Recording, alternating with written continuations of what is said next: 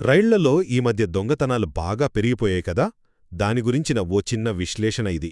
రైళ్లు ప్రయాణం ఎంత సౌకర్యంగా ఉన్నా సరే ఈ దొంగతనాల కేసులు ఏటా 20-30% పెరుగుతున్నాయి. అందుకే మనమందరం కొంచెం జాగ్రత్తగా ఉండాలనే అధికారులు హెచ్చరిస్తున్నారు.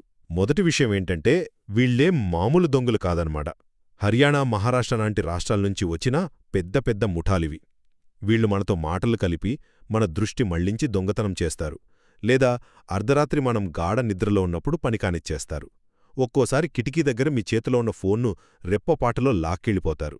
ఇక రెండోది, ఏ రైళ్లల్లో ఏ ప్రాంతాల్లో మనం ఇంకాస్త జాగ్రత్తగా ఉండాలి. ముఖ్యంగా సికింద్రాబాద్ రైల్వే డివిజన్ పరిధిలో కంప్లైంట్స్ చాలా ఎక్కువగా ఉన్నాయట.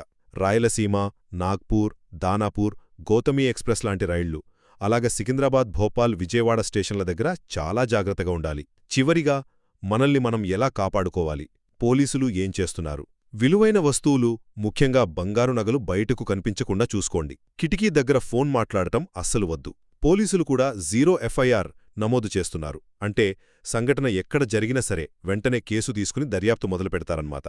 అనుమానితులపై సస్పెక్ట్ షీట్ కూడా ఓపెన్ చేసి వాళ్లని ఓ కంట కనిపెడుతున్నారు. సో రైలు ప్రయాణంలో మీరు కొంచెం అప్రమత్తంగా ఉంటే చాలు, మీ ప్రయాణం సేఫ్గా ఉంటుంది.